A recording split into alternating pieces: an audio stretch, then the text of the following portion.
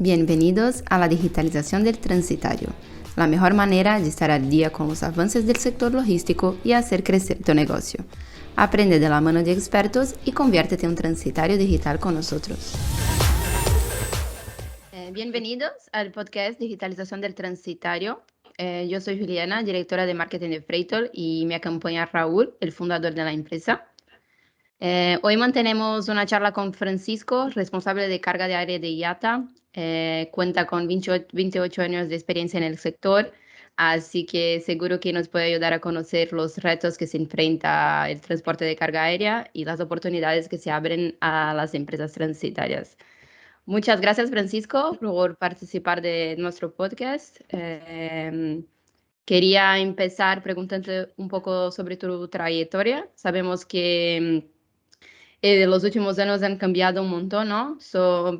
Entonces quería preguntarte cómo lo has vivido como responsable de IATA, todo lo que se pasó en los últimos años con pandemia, con guerras, con todo esto que sabemos que el sector enfrenta y entender un poco sobre su visión, cómo va todo. Bueno, muy bien. En primer lugar, gracias Juliana, gracias Raúl por la invitación. Es un verdadero placer estar aquí con ustedes. A ver, es verdad, la verdad que los últimos 2, 3 años han sido bastante atípicos en la industria, con mucho movimiento, mucho cambio repentino.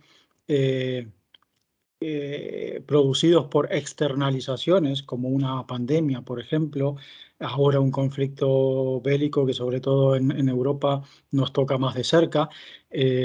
Cuando estos conflictos están en otras regiones, quizás solamente lo vemos por la televisión, ¿no? Pero en este caso, yo creo para esto los países de nuestra región europea es un poco diferente, porque nos afecta más directamente que indirectamente.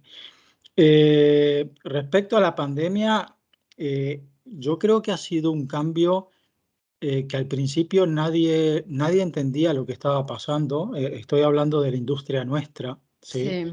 Eh, y poco a poco, sobre todo estoy hablando de las autoridades y reguladores en todos los países, por lo menos en los países que están bajo mi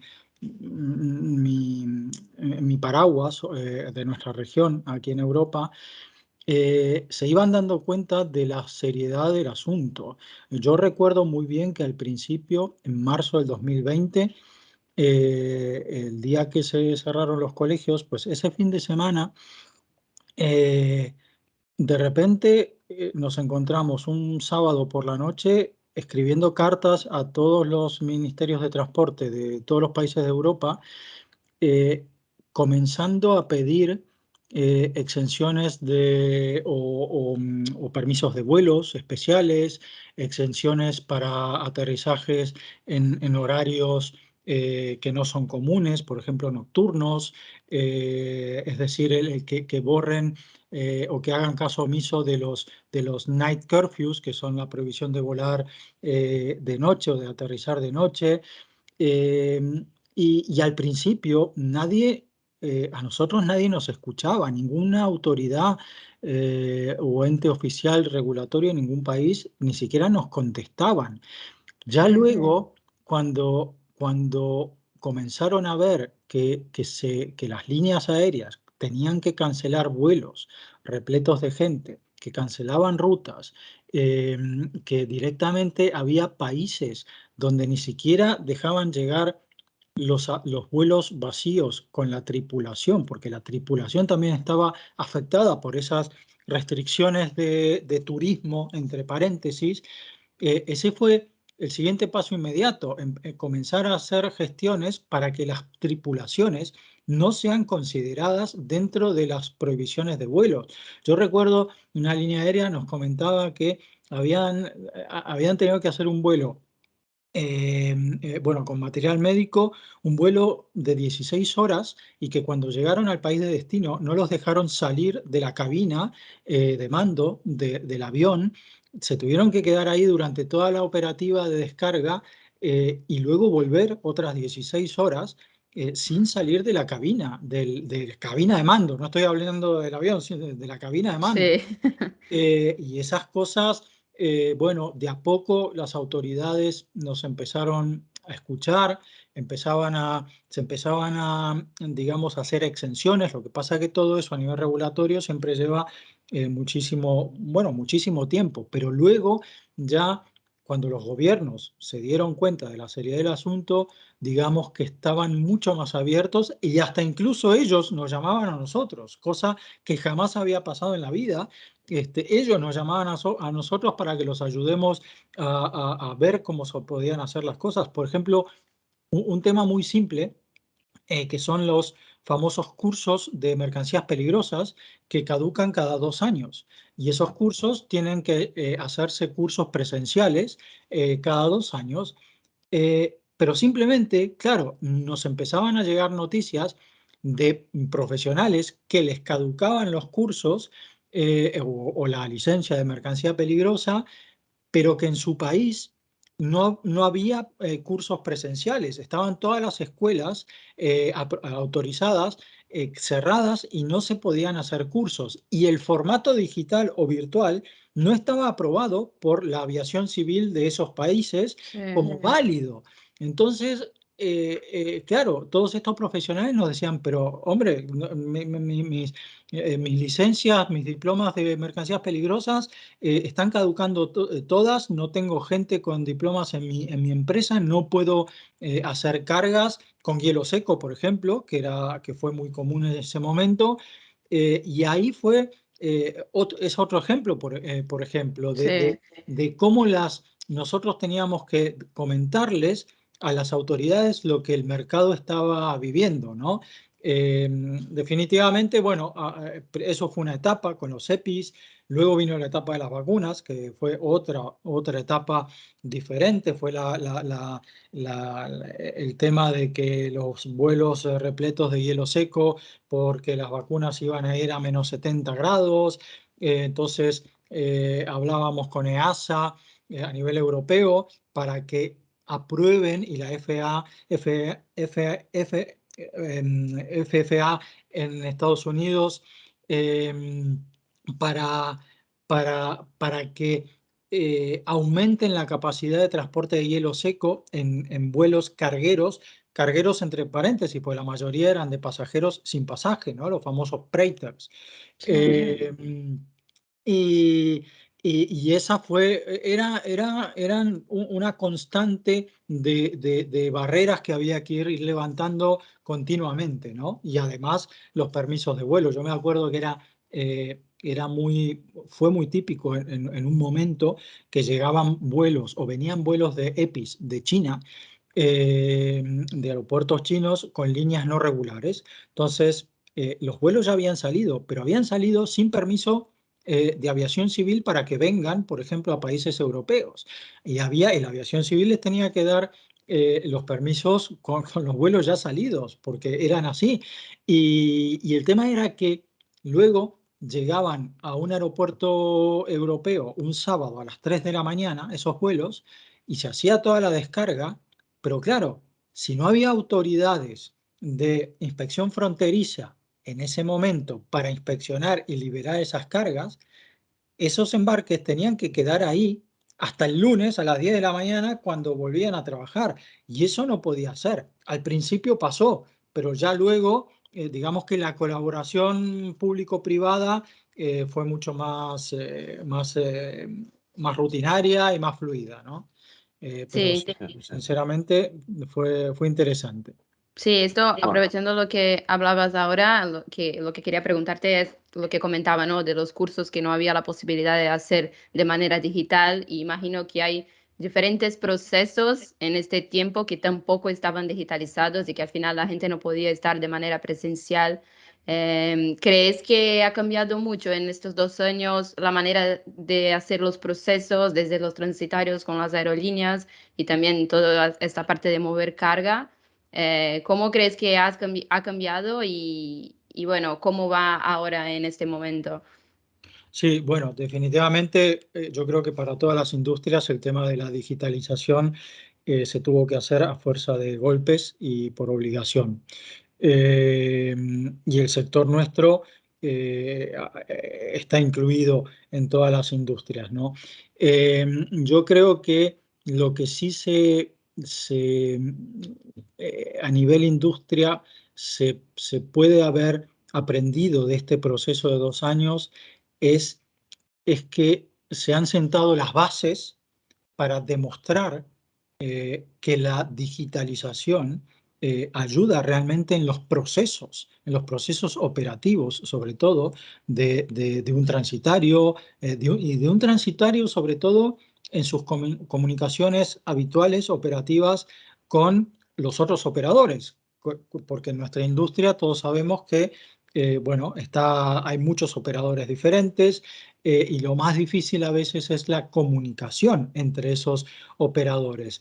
Entonces, para un transitario, el tener una buena comunicación digital a nivel operativo, a nivel procesos, a nivel documentación, con otros operadores como líneas aéreas, cargadores y ground handlers o empresas de camiones, es fundamental. Y esta etapa yo creo que ha sentado las bases y ha servido como ejemplo de que efectivamente se puede hacer y es bueno para el sector hacerlo, ¿no? A mí, la verdad que sería una pena volver atrás o ver empresas que vuelven atrás y que consideran esto como un mal momento de la historia, pero no. Desde mi punto de vista habría que capitalizar eso desde el punto de vista digital y seguir avanzando en esos temas, ¿no?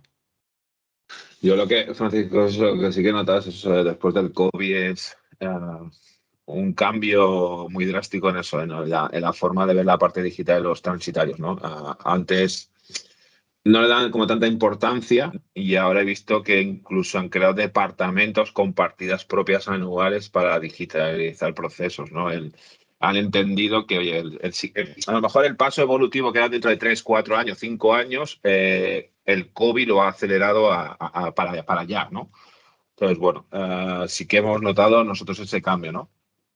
Sí, totalmente. Y el tema, a mí a veces lo que me preocupa un poco es en los diferentes ritmos en temas de avance tecnológico y digitalización que lleva, bueno, la tecnología o los avances tecnológicos y el aspecto regulatorio.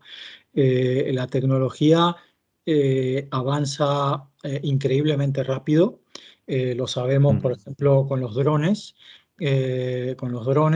o con los data loggers, que son los instrumentos muy utilizados en la industria farmacéutica para hacer embarques y tener visibilidad de la temperatura o geolocalización. A nivel tecnológico, eso avanza increíblemente rápido, pero a nivel regulatorio, el ritmo es muy diferente. Entonces, de nada sirve que las empresas inviertan en nuevas tecnologías y en digitalización si luego a nivel regulatorio no está aprobado, por ejemplo, servicios con drones o la utilización de instrumentos para tener visibilidad de las cargas, ¿no? Entonces yo creo que ahí eso ya es un tema nuestro, de hacer fuerza con las autoridades y gobiernos y entes regulatorios como para que sean más flexibles y estén más a la par de los avances digitales o tecnológicos, ¿no? Y bueno, hablando de esto, ¿no? De las posibilidades que el transporte aéreo nos ofrece, sabemos que siempre ha habido mucho, eh, una dificultad de las empresas de, bueno, no quiero hacer el transporte aéreo porque es más caro y al final con la pandemia todo esto de mascarillas, vacunas y cosas que necesitaban enviar de manera más rápida y también con toda la crisis del transporte marítimo vemos que el transporte aéreo está siendo considerado una buena opción y bueno, vemos que los números ahora vuelven a crecer en términos de tráfico. ¿Cómo valoras la situación actual de los pedidos de envíos aéreos? ¿Ha subido? ¿La gente está viendo de otra manera? Y bueno, si la digitalización también ayuda a esto. Mira, creo que definitivamente con la pandemia, la industria de la carga aérea ha demostrado su valor, su alto valor para la sociedad. Yo siempre insisto que la carga aérea es fundamental para el desarrollo económico de los países a través del comercio internacional en determinados productos, obviamente, y sobre todo para aquellos países que no tienen salida al mar. Los países cerrados al mar, pero también para aquellos países que tienen salida al mar. El concepto del multimodalismo es fundamental. Yo siempre he sido de la idea del multimodalismo. No todos los modos de transporte tienen que estar, tienen que ir de la mano juntos. Transporte terrestre, en el caso nuestro, intraeuropeo, por ejemplo, con conexiones a puertos, luego con vuelos, y los que deberían o son maestros en darle forma a todo eso, como directores de orquesta, son los forwarders, son los transitarios. Los transitarios, la figura del transitario de hace 30 años, casi 30 años, cuando empecé yo, que era un transitario que solamente se dedicaba a comprar una tarifa más barata de lo que lo vendía y tener un margen simplemente por eso ya no existe. El transitario tiene que ser un director de orquesta donde coordine a todos los músicos, y además tiene que ser el arquitecto de esa supply chain multimodal. Y hablando de digitalización, recordemos que en Europa tenemos ya a las puertas en el 2024 la práctica obligatoriedad del proyecto EFTI de la Comisión Europea, donde todo o casi todo va a tener que estar digitalizado.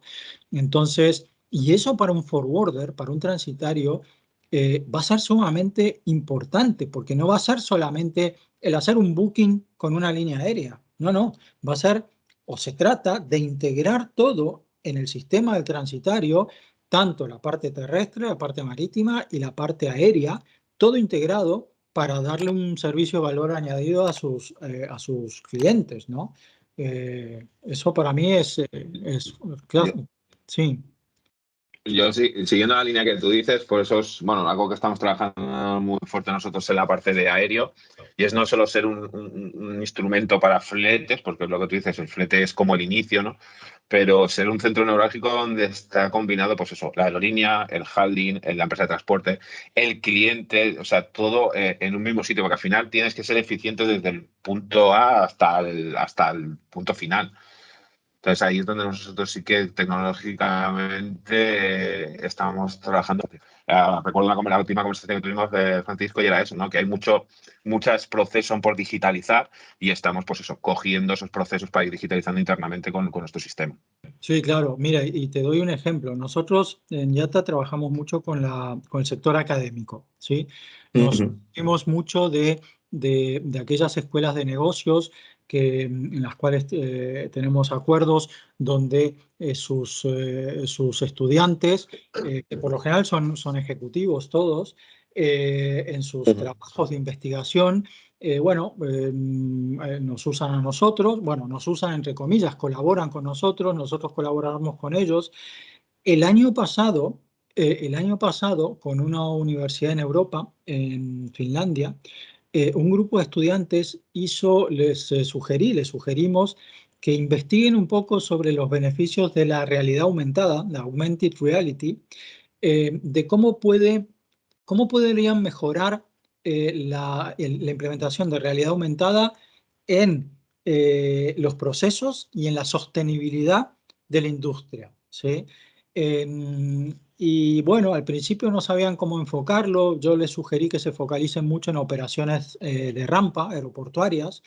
Y así lo hicieron. Y pudieron demostrar que a nivel sostenibilidad, a nivel medio ambiente, eso evidentemente sería mucho más factible, obviamente por la reducción de utilización de papel en los procesos, del llenado de fichas, de checklist durante cada proceso que se está realizando en rampa.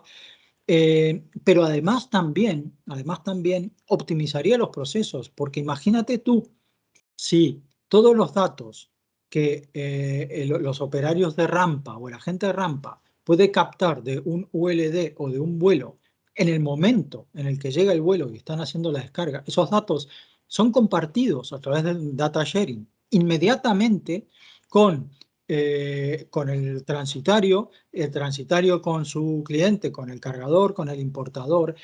Eso, bueno, y con autoridades de inspección fronteriza, con aduanas, etcétera, eso agilizaría muchísimo, muchísimo los procesos. Y ni que hablar de que si la planificación de los camiones que luego van a retirar las cargas está planificada de antemano, porque sabemos los tiempos, sabemos cuándo ya está todo, y se evitan esos típicos cuellos de botella que a veces existen los viernes por la tarde o los lunes, en todos los aeropuertos, ¿no? No solo aquí, sino en todo el mundo pasa lo mismo. Entonces, eso es un ejemplo, por ejemplo, de cómo la digitalización vista más allá puede crear sinergias entre todos los actores, ¿no? Yo aquí el gran problema que encuentro es que tú conoces el sector, conoces los procesos, pero son procesos conocidos para los de fuera. ¿Sabes? Se creen que es recojo algo, voy al aeropuerto, cojo un pallet y lo dejo ahí, ya se lo lleva un avión por medio y es desconocido. Entonces, bueno, pues nosotros, por ejemplo, por nuestra parte, por eso el producto se crea a través de la experiencia de gente del sector, ¿no? De gente aérea, gente de marítimo, porque como tú pues conoces ese problema desde ese documento que llega tarde o la entrada del camión que hace un cuello de botella. Entonces, ahí es donde nosotros participamos. Pero sí que es verdad que es algo que debería ser bueno, digitalizar, ese cierto, ¿no? Yo te hablaba con un cliente, me decías que va el chofer y va con un montón de papeles que va dejando pues cada uno. Es que al final lo tienen que imprimir para luego repartirlo. Dice, esto no podemos seguir así. Entonces, bueno, al final luego con esa feedback de nuestros clientes, con esa experiencia de la gente que hay en nuestro equipo, pues lo que hacemos es esos procesos pasarlos, ¿no? a digital.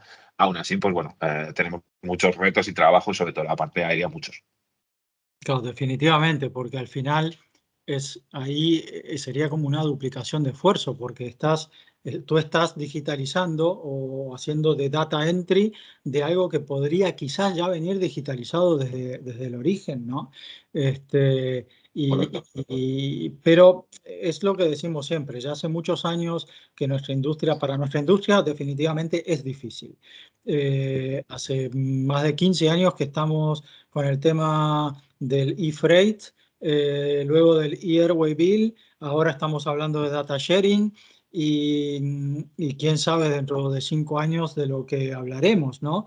Pero sobre todo es difícil, yo creo, eh, a nivel transitario. Bueno, yo he tenido mi propia compañía durante 15 años, era una pyme. Eh, a nivel transitario pequeño, que son los que más abundan, no solo aquí, sino en todo el mundo, absolutamente en todo el mundo. Las grandes multinacionales yo creo que las podemos contar con solamente una mano. ¿Sí? Esos son, digamos, una vida paralela, ¿sí? Un mundo aparte. Pero el grueso del mercado en todos los países del mundo son empresas transitarias familiares, pequeñas, con menos de 10 empleados, donde son todos multitasking, todos hacen de todo. Y con muy poco presupuesto para invertir digitalmente. Eh, Ahí es donde viene, yo creo, el reto más difícil de la industria para el transitario, ¿no? La adaptación de esas empresas al nuevo escenario digital. Y en este caso, la figura de empresas como Freitol es clave, que esas empresas pequeñas puedan apoyarse en empresas como la vuestra para digitalizarse sin tener que hacer grandes inversiones, simplemente pagando fees como sean, pero sin tener que hacer grandes inversiones, ¿no? A través de web, de servicios web, pero y ese cambio yo creo que a algunas empresas, sobre todo familiares y muy pequeñas, les cuesta, ¿sí? Y les va a costar. Sí, o sea, nosotros al final cuando estamos con el cliente, lo que les enseñamos es que nuestro sistema les debería ser mucho más eficiente, porque al final el valor añadido que tiene tener 5 o 6 personas o 3 solo cotizando no tiene un valor añadido, por ejemplo. Nosotros ahí se lo damos con tecnología para que el valor añadido esté en que esa persona que está picando cotizaciones todo el día, que solo hace eso, pueda estar de verdad con el cliente. El cliente sí que tiene una necesidad, hay que conocerlo, hay que saber qué necesita y hay que facilitar la vida mejor el servicio. Deja la parte tecnológica, como hacemos nosotros de Freightor, que te haga ser más eficiente. Pero también luego nuestro reto y lo que estamos trabajando es no solo cara al cliente final, sino también a los equipos internos de las compañías, ¿no? Toda la parte operativa. Si ya el mercado, por ejemplo, cuando está bien, ya hay que estar ahí. Pero si encima vivimos en una coyuntura de ahora, es más complicado. Entonces dotamos de tecnología de Freightor para eso, para que sea más eficiente, mucho más rápido cara al cliente. Y eso, ya te digo, nuestro reto es coger a todos estos jugadores que hay y unirlos todos en un sistema. Eso es lo óptimo y sería, digamos, para mí el futuro, ¿no? Que estén todos alineados en una misma plataforma. Sería fantástico, ¿no? Sobre todo ahora, bueno, el conflicto armado existente ahora también está cambiando las reglas de juego, que serán temporales o no, pero a nivel, por ejemplo, a nivel supply chain, a nivel líneas aéreas, todos los operadores han sido forzados a cambiar su planificación de supply chain, de aprovisionamiento, de exportaciones. Las líneas aéreas que cruzaban el espacio aéreo que hoy en día está prohibido, ruso o ucraniano, tienen que hacer vuelos transpolares con el incremento de costo que eso, o por otras rutas que están aprobadas. Toda esa rediseño de rutas, rediseño de supply chain que no solo afecta a las líneas aéreas, sino a exportadores, importadores, que no quieren y no pueden perder sus mercados. Sería mucho más simple si todo estuviera digitalizado. El concepto de data sharing sería muy simple a nivel data analytics, data management, para analizar datos de rutas. Eso para mí sería, ojalá yo en algún momento lo pueda ver, pero sería fantástico que pudiera funcionar así, ¿no? Yo lo que creo que, bueno, desde ya te hacéis un trabajo brutal estando con las aerolíneas y el trabajo que tenéis a nivel global es enorme. Y bueno, lo que hablábamos también el otro día, tenéis ideas, proyectos que ponéis en marcha, que contéis con transitarios y luego pues que sobre todo también contéis con empresas tecnológicas como la nuestra, como Freightor, para poder colaborar y llevar a este proceso digital más rápido, sabiendo lo que has dicho, porque si la tecnología corremos mucho, pero olvidamos la normativa, luego esa tecnología o esos avances se quedan ahí. Exacto, exacto.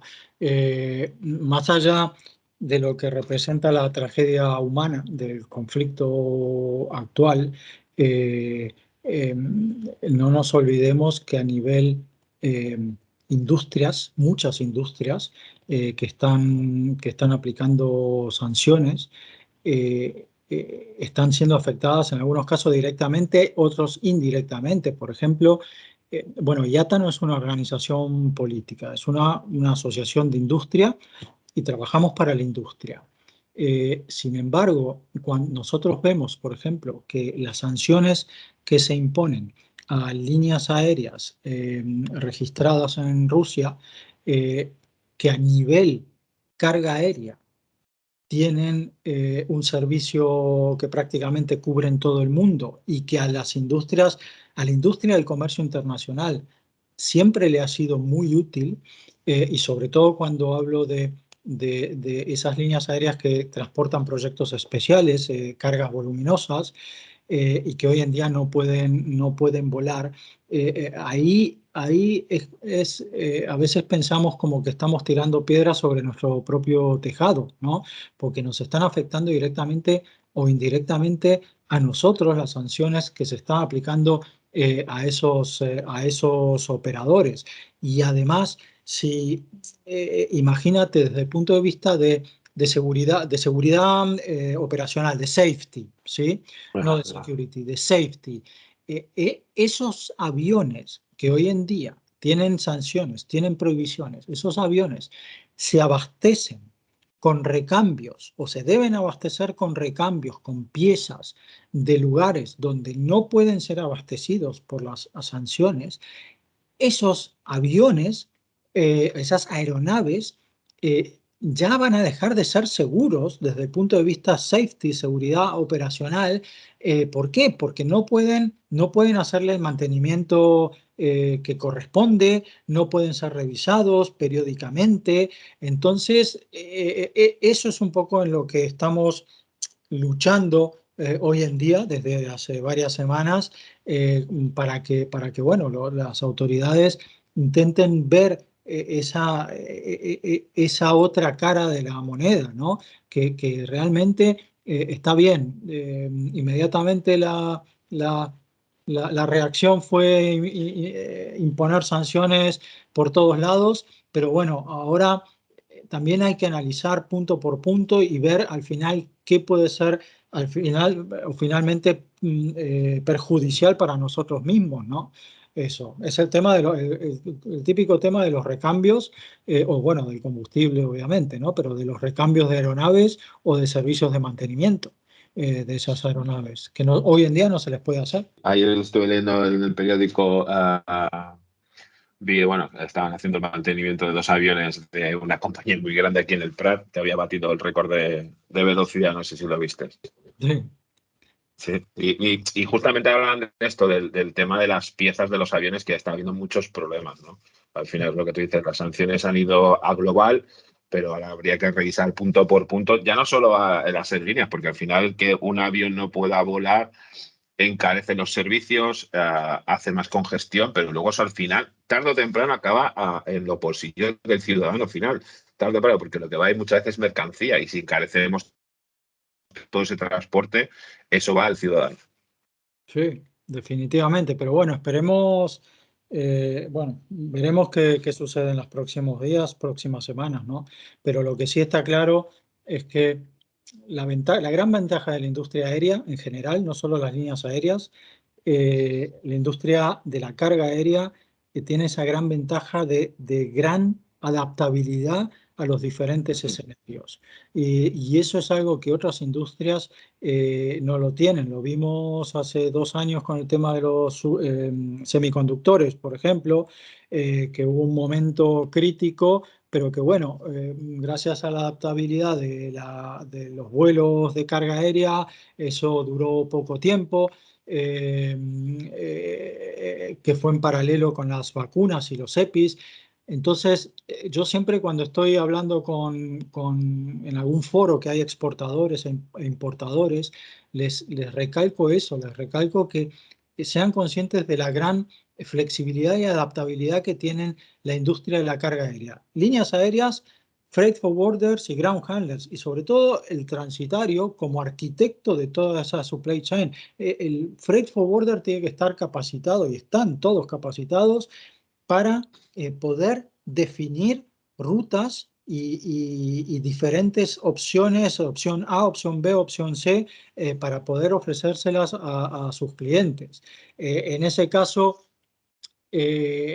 la vieja o antigua visión del forwarder que no estaba profesionalizado, que era simplemente un muevebultos, o por decirlo así. Yo creo que ese concepto es lo que realmente el sector transitario le tiene que demostrar al sector cargador, importadores y exportadores, de la profesionalización que existe en el sector. No solamente se trata de vender tarifas baratas, porque, bueno, al final sabemos que siempre lo barato termina costando mucho más, ¿no? Y eso de a poco se está logrando, al menos en sectores como el farmacéutico, por ejemplo, o de otras áreas de especialización, ¿no? Y la especialización es fundamental. Para mí, el tema de la especialización para un transitario o para cualquier operador es fundamental. porque ahí es donde realmente se puede demostrar la verdadera profesionalidad que tiene esa compañía o ese equipo, ¿no? Al estar especializado en algo. Sin dudas, y Correcto. creo que es lo que hablabas también del tema de los datos, ¿no? El data sharing, creo que al final estar especializado y también tener datos para tomar decisiones y poder cambiar cuando necesario, principalmente ahora que vemos que cada día hay una novedad y un problema nuevo, es súper importante. Y bueno, para ir terminando el podcast, creo que quería preguntarte qué recomendación harías a una empresa transitaria o al sector en general, a todos que están planteando la digitalización, ¿no? Y esto, a la profesionalización de los procesos y de la tomada de decisiones. ¿Qué crees que es falta todavía al sector y bueno, cómo podemos cambiar esto para una digitalización total?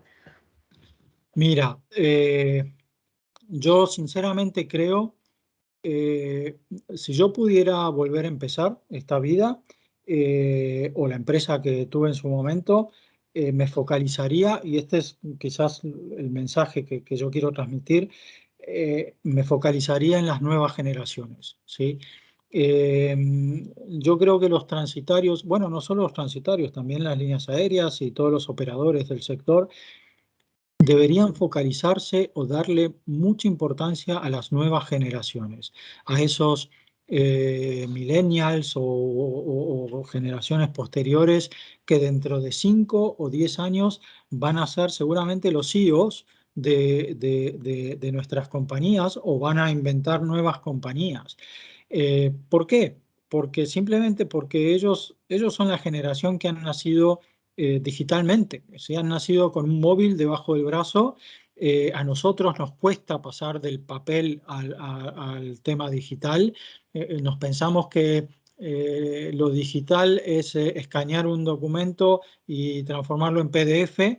Y hay mucha gente que todavía piensa eso. Bueno, lo hacemos digital. Ahora, a escanear un documentos y hacer una carpeta llena de PDFs. No, que luego además imprimen, ¿no? Sí. Eh, eh, entonces, yo creo que el verdadero cambio va a estar en esas nuevas generaciones.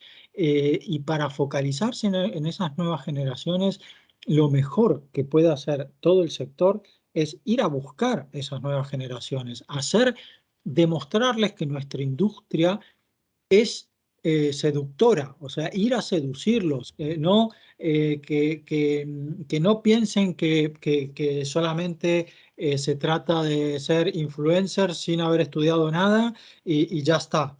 No, todo tiene que pasar por sus procesos de capacitación. Entonces, yo creo que, por ejemplo, el ir a institutos, a ESOs o a FPs, o a bachilleratos y demostrar y mostrar los beneficios de nuestra industria y lo atractiva, lo fascinante que es nuestra industria, de a poco esos que hoy son adolescentes se van a ir sintiendo alguna atracción por nuestro mundo, y ya luego una vez que están, que están dentro, ahí sí comenzar a capacitarlos, pero sin cambiarles la visión que tienen en su mente, la visión digital.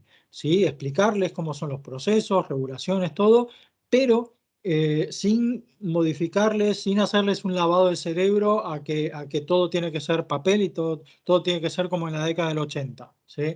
Entonces yo creo que ahí obviamente es un proceso largo que no se consigue de la noche a la mañana, pero el trabajo, por eso nosotros intentamos ayudar o colaborar mucho con el sector académico, hoy por hoy con universidades y escuelas de negocios, pero yo insisto siempre internamente en que deberíamos bajar un poco más, ir a las FPs, a los bachilleratos, a las ESOs, bueno, para asegurarnos más de ese cambio generacional, ¿no? Así que, bueno, y a los que tienen más de 50 como yo, que tampoco se preocupen ni me odien por lo que estoy diciendo, ¿no? Que son cambios generacionales que son necesarios. Al final, yo lamentablemente he visto cuando trabajaba en Italia, sobre todo, donde hay mucha empresa familiar, era muy frustrante ver cómo empresas transitarias que habían llevado años, de 2 o 3 generaciones familiares, desaparezcan simplemente porque no había nadie que las continúe, ¿no? O porque todo estaba centralizado en el padrone, ¿no? El que se sienta en la cabecera de la mesa y que no hubo un proceso de sucesión adecuada, que no sea familiar, porque esos procesos a veces tienen sus inconvenientes.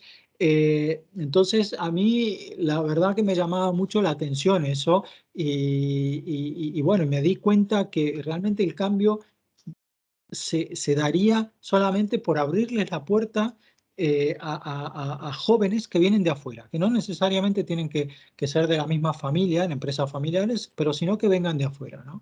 Creo yo. Yo vengo de una industria, nunca he trabajado en la logística, hago 30 años este año y para mí está siendo una súper experiencia de ver cómo este sector es un sector importante para el mundo. Al final creo que siempre hablo con Raúl que los últimos 2 años ahora todos saben lo que es la logística, ¿no? Todos quieren saber más porque está impactando en los bolsillos de todo el mundo. Pero creo que hay mucho potencial y es esto, vemos que falta gente que se interese, que quiere estar ahí y creo que nuestro trabajo, además de fomentar la digitalización en general con nuestro sistema y todo esto, con los podcasts y los contenidos que estamos buscando, es esto, atraer gente que entienda de tecnología, que quiera cambiar las cosas y al final hacer todo el sector mejor porque va a ser mejor para todo el mundo al final. Yo creo que es una buena mensaje al final para terminar el podcast. Yo definitivamente creo eso, además siempre se los digo, yo, mira, como instructor en IATA de algunos de los cursos, les digo a las líneas aéreas que aprendan a abrir las puertas y a comunicar lo que hacen, porque a veces, o por lo general, lo que sucede en el lado aire de un aeropuerto parece ser un círculo secreto que no está permitido a nadie y que nadie debe saber cómo son los procesos ahí. Y no, es al revés. Los ground handlers y las líneas aéreas deberían mostrar cómo son esos procesos a los cargadores, a los exportadores, a los importadores y a estas escuelas académicas, ¿no? ¿Por qué? Porque así van a despertar el interés de esos jóvenes que, bueno, el día de mañana podrían trabajar allí. En fin. Sí, no, lo que atraerán es talento. O sea, al final puedes atraer mucho talento que hoy en día pues no se siente motivado a entrar en el sector porque es que ya directamente es que lo desconoces. O sea, para ellos es lo que te has dicho al principio, es llevar de ave un bulto y ya está. Sí. Pero hay mucho detrás y se necesita ese talento y esa proyección académica. Pues oye, Francisco, un placer como siempre hablar contigo y muchas gracias. Muy bien, no sé si nos ha quedado algo en el tintero, si no ya saben que estoy abierto. Ustedes Sí. lo requieren. Repetimos otro. Sí, espero que en un futuro podamos hablar ya de novedades y bueno, buenas noticias después de todo esto que está pasando. Gracias por tu tiempo y bueno, seguimos. Gracias a vosotros por la invitación nuevamente, ha sido un placer y un honor.